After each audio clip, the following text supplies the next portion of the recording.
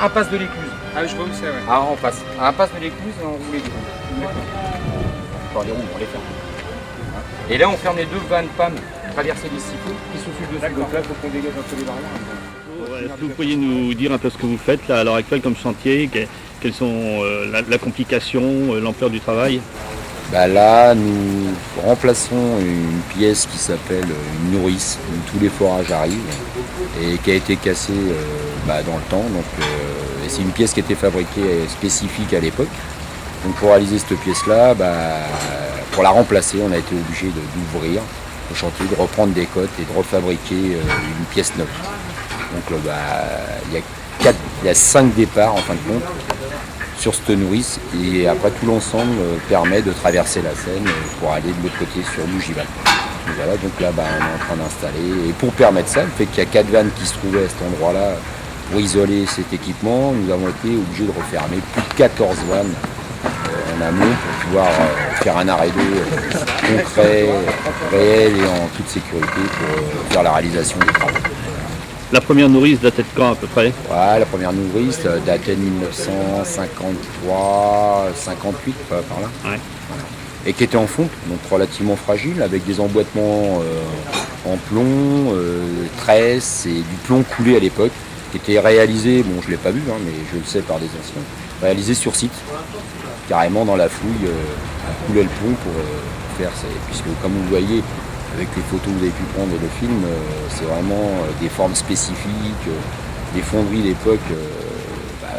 De nos jours, nous n'avons plus les gens pour réaliser, ni les moules pour réaliser en fonte ces pièces-là. Il faudrait refabriquer des moules qui n'existent plus, bien sûr, qui serait un coût extravagant par rapport à une nouvelle technique que nous avons adaptée, donc un mécano-soudé avec des revêtements peinture alimentaire pour l'eau potable. Je pense qu'une des difficultés, ça a été de faire les relevés avant avec la position des goudrons sur les brides et tout ce qui s'ensuit. Voilà, donc pour réaliser la pièce, bien sûr, l'ouverture de la tranchée, du trou, qui a été réalisé pour permettre de faire un relevé de côte pour réalisation des pièces spécifiques en atelier.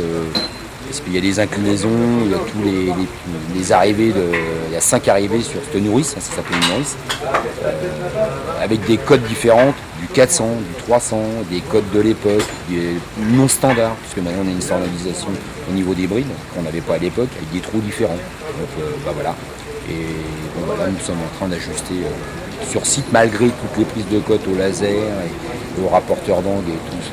Il y a quand même des petits ajustements à faire sur le terrain. C'est ce qui fait la grande théorie, la grande différence entre la théorie et le terrain, comme on dit chez nous.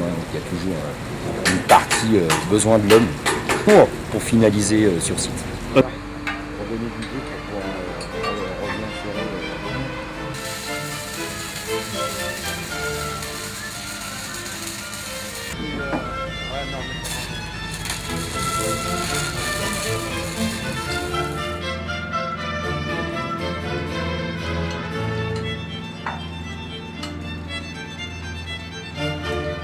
Ça y est, c'est fini. Très content, là, ça se termine. Bon, il reste tout à finaliser ça en eau, voilà. Bon, après à remettre au propre vraiment pour finir un travail nickel sur le site, quoi. Voilà. Ok, bravo, et bravo à vos équipes. Merci à vous. Oui.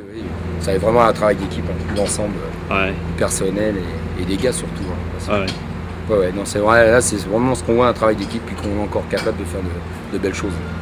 C'est sûr. Bravo, au revoir. Au revoir.